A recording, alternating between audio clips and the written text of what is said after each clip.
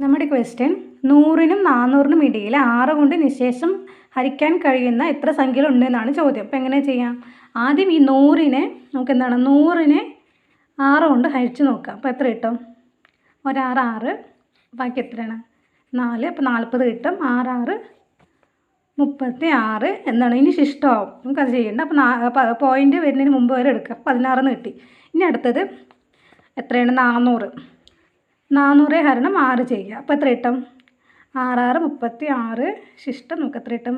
4 കിട്ടും. വീണ്ടും 6 36. ഇനി ശിഷ്ടം എന്താണ് ഇനി ചെയ്തതെന്ന് വെച്ചാൽ പോയിൻ്റ് വരും. നമുക്ക് അങ്ങനെ എടുക്കണ്ട. എന്നിട്ട് നമുക്കിത് മൈനസ് ചെയ്യാം. അതായത് ഈ 66 മൈനസ് 16 ചെയ്യുമ്പോൾ നമുക്ക് എത്ര കിട്ടും? 50 എന്ന് ആൻസർ കിട്ടും. അപ്പോൾ ഇങ്ങനെയാണ് ആൻസർ ചെയ്യേണ്ടത്. അല്ലെങ്കിൽ നമുക്ക് എങ്ങനെ ചെയ്യാം? ഈ 100നും 400നും ഇടയിൽ എന്നല്ലേ പറഞ്ഞത്. അപ്പോൾ നമുക്ക് എങ്ങനെ ചെയ്യാം? 400 മൈനസ് 100 ചെയ്യുമ്പോൾ നമുക്ക് എത്ര കിട്ടും? 300 എന്ന് കിട്ടും.